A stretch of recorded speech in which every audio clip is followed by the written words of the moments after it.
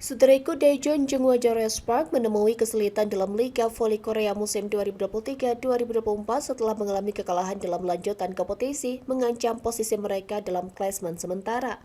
Meskipun diperkuat oleh pevoli Indonesia Megawati Hangestri Pertiwi, Jores Park belum mampu mengakhiri tren negatif mereka dalam putaran kedua.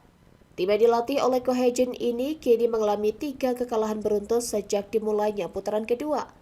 Pada pertandingan terakhirnya, Jores Park kembali menelan kekalahan ketika berhadapan dengan tim Kimcheon Korea Expressway High Pass di markasnya sendiri pada Sabtu 18 November 2023.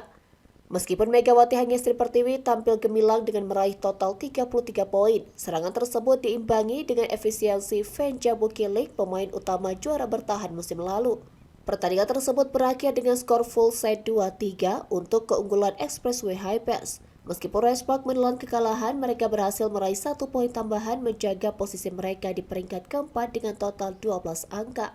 Jores Park kini berjarak 5 poin dari peringkat ketiga yang ditempati oleh Suwon Hyundai INC Hillstead. Meskipun masih di peringkat 4, tim tersebut harus waspada karena hanya terpaut 1 poin dari tim yang di peringkat kelima yang juga diperkuat oleh pemain asal Thailand Thanacha Songsun. Sementara itu, Expressway High Pass meskipun sebagai juara bertahan mengawali musim ini dengan tantangan.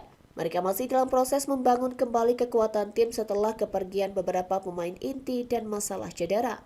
Dengan hanya mengemas 3 kemenangan dari 9 pertandingan, Expressway High Pass masih berada di posisi yang belum optimal. Klasemen sementara masih dikuasai oleh Incheon Hankook Live Pink Spider yang hanya mengalami 1 kekalahan dan mengumpulkan 23 poin hingga saat ini.